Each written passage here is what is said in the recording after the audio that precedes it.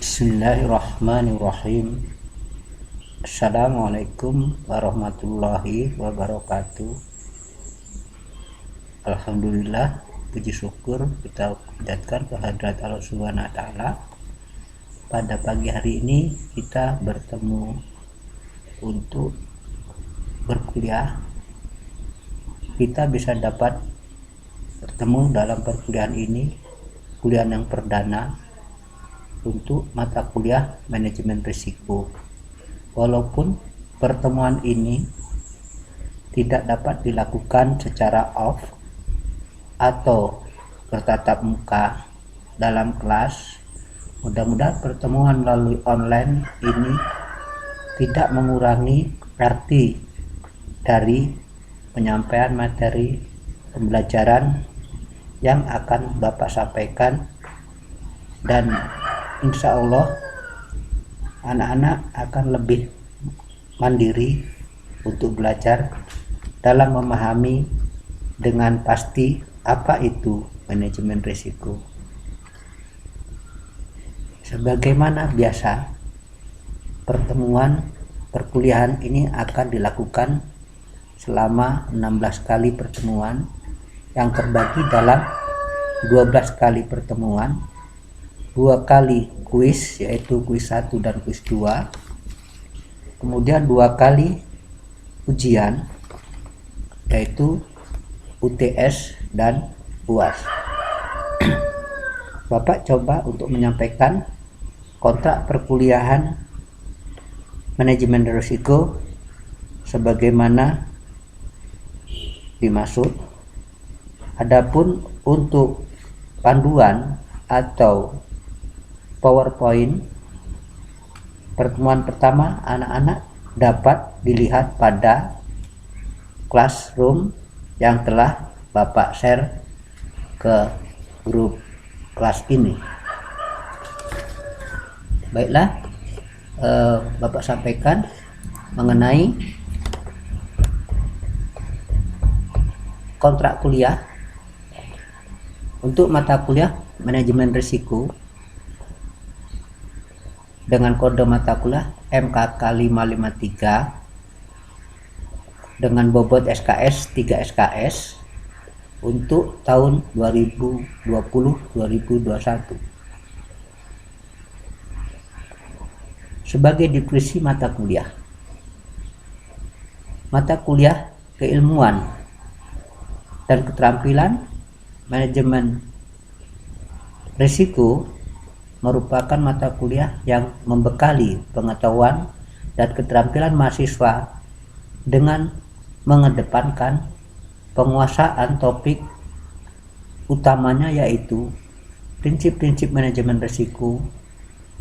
risiko pasar, risiko strategis, risiko hukum, dan juga bagaimana untuk pengalihan risiko. Sebagai standar kompetensi kelulusan terdiri dari sikap, pengetahuan sebagaimana tertuang dalam kontrak kuliah. Baiklah, Bapak sampaikan rencana pembelajaran kita di selama 16 kali pertemuan. Pada hari ini kita mulai dengan pertemuan pertama. Diharapkan mahasiswa dapat memahami tentang fungsi daripada manajemen risiko. Pokok bahasan yaitu pengetahuan dasar manajemen risiko, sejarah risiko atau ketidakpastian dan klasifikasi risiko, manfaat dari manajemen risiko, kemudian kerangka empiris risiko. Alokasi waktu 3 kali 50 menit. Walaupun kita dalam pertemuan ini mungkin hanya beberapa menit. Kedua, mahasiswa dapat mengidentifikasi dan mengukur risiko. Teori terkait proses pemahaman risiko, identifikasi risiko, dan pengukuran risiko. Konsep dasar risiko yang terdiri dari konsep dasar risiko, identifikasi risiko, pengukuran risiko, dan nanti akan kita bahas mengenai contoh-contoh daripada kasus yang terjadi.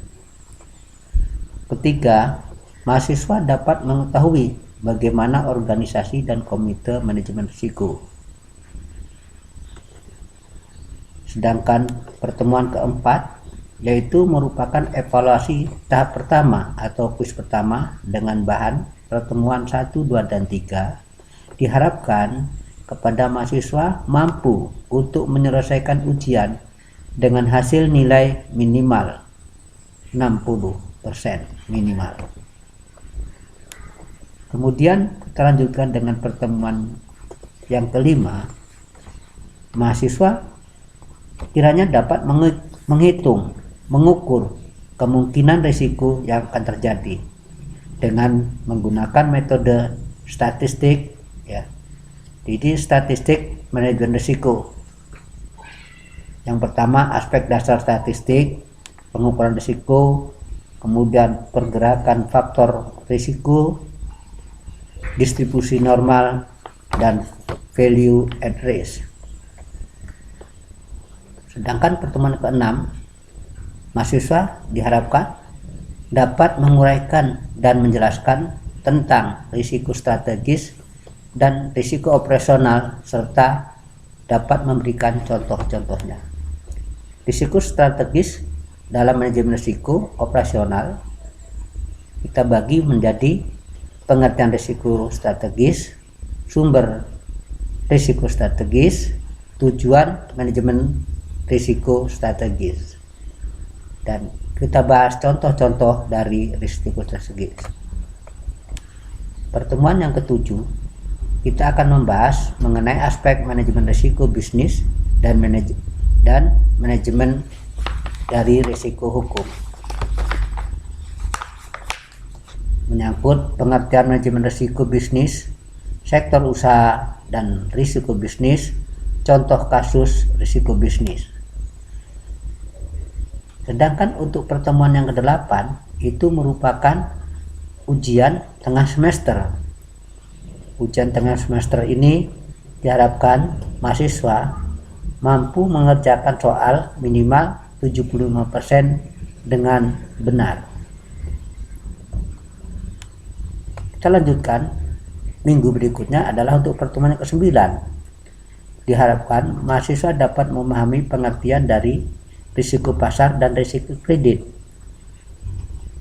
Risiko pasar dan risiko kredit, pengertian risiko pasar, tujuan manajemen risiko pasar, sumber dari risiko pasar, penerapan manajemen risiko pasar, lanjutnya pengertian risiko kredit, jenis kredit, dan penyebab daripada kredit yang tidak dapat dikembalikan, macam-macam risiko kredit. 10. Mahasiswa untuk mampu mengantisipasi yang akan terjadi dengan menggunakan pengalihan melalui asuransi atau juga dengan hedging. Asuransi dimaksudkan adalah untuk mentransfer risiko yang kemungkinan akan terjadi. Di sini akan kita bahas mengenai pengertian asuransi, manfaat dari asuransi, dan berapa sih biaya kita mengasuransi, kasus asuransi, potret bisnis asuransi di Indonesia. Sedangkan pertemuan ke-11, mahasiswa agar mampu menguraikan pengertian jenis kegiatan dan prinsip dalam regulasi. Nah, pertemuan ke-11 ini kita khusus akan membahas mengenai regulasi perbankan yang ada di Indonesia, karakteristik risiko dan regulasi perbankan, manajemen risiko dan peraturan perbankan, dan perkembangan supervisi bank berbasis risiko. Pertemuan ke-12 merupakan evaluasi untuk pertemuan kita yang telah kita lalui, yaitu pertemuan ke-9, pertemuan 10, dan pertemuan ke-11. Di dalam pertemuan berikutnya, untuk yang ke-13